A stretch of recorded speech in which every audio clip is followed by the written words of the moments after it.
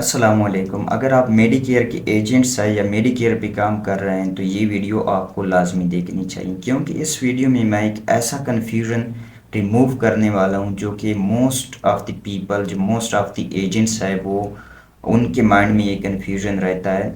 वो ये रहता है कि क्या मेडिकेयर पार्ट बी के लिए ए का होना ज़रूरी है?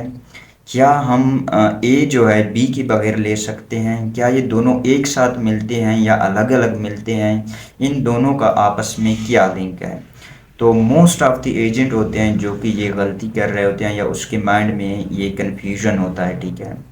क्योंकि ये क्वालिफाइंग क्वेश्चन है, हम कस्टमर से पूछते हैं कि do you have Medicare part A and B, तो उसके जो आंसर हमें मिलता है, या तो कस्टमर हमें कहता है कि मेरे पास ए है या मेरे पास बी है, ठीक है। तो यहाँ पे जो है ना, जो एजेंट है वो घबरा जाता है, वो कंफ्यूज होता है कि उसने ए कैसे रिसीव किया है या बी उसने सेपरेटली कैसे रिसीव किया है।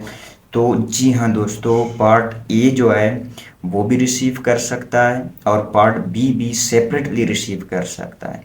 अब पार्ट बी के लिए ए का होना ज़रूरी नहीं है और ना ए के लिए बी का होना ज़रूरी है।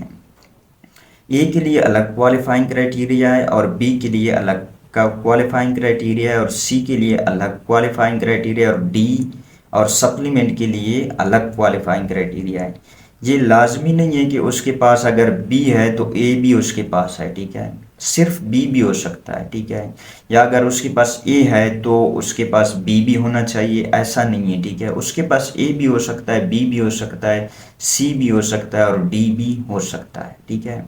तो ये बहुत बड़ा मिसकन्फ्यूज़न था, तो मैंने सोचा इसके लिए एक छोटी सी वीडियो आपके लिए रिकॉर्ड करूं ताकि आपका ये कन्फ्यूज़न दूर हो जाए।